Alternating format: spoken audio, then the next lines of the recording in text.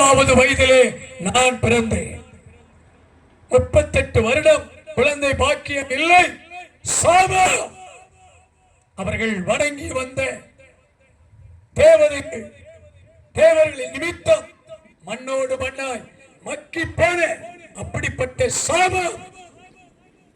ஆனால் 1.25 வயதுல மரித்த ஒரு நிலைமை. ஆனால் இயேசு கிறிஸ்து அவர் என் மேல் வைத்த திட்டம் அது நிறைவேற வேண்டிய ஒரு ஊழியக்காரன் என்பதற்காக ஜீவனை கொடுத்து உயிரோடு பாதுகாத்தார். இன்று உங்கள் மத்தியிலே வைராக்கியத்தோடு நிற்கிறேன். தேவன் பலப்படுத்துகிறார். தேவன் கொடுத்த ஈவு எனக்கு ஜீவன். கிறிஸ்தனுக்கு ஜீவன், சாவு எனக்கு ஆதாயம்.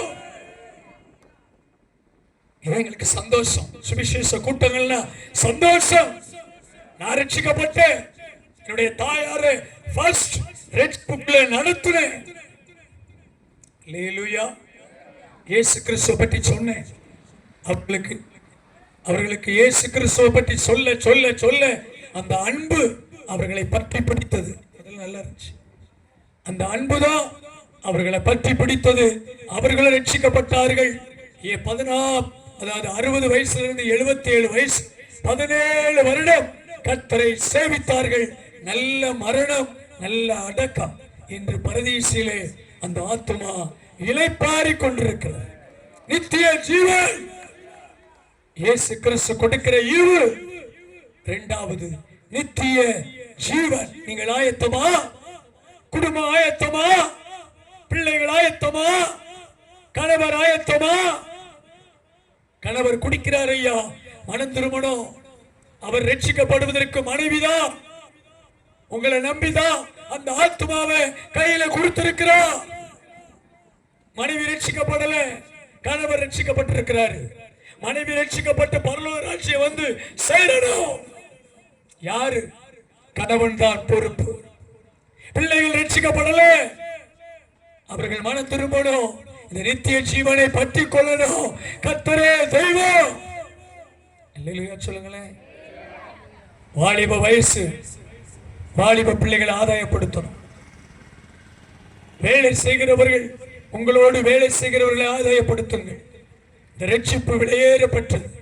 இது தேவ ராஜ்யம். சபை என்பது அது தேவ ராஜ்யம். ஆனால் பரலோக ராஜ்யம் அங்கே இருக்கிறது.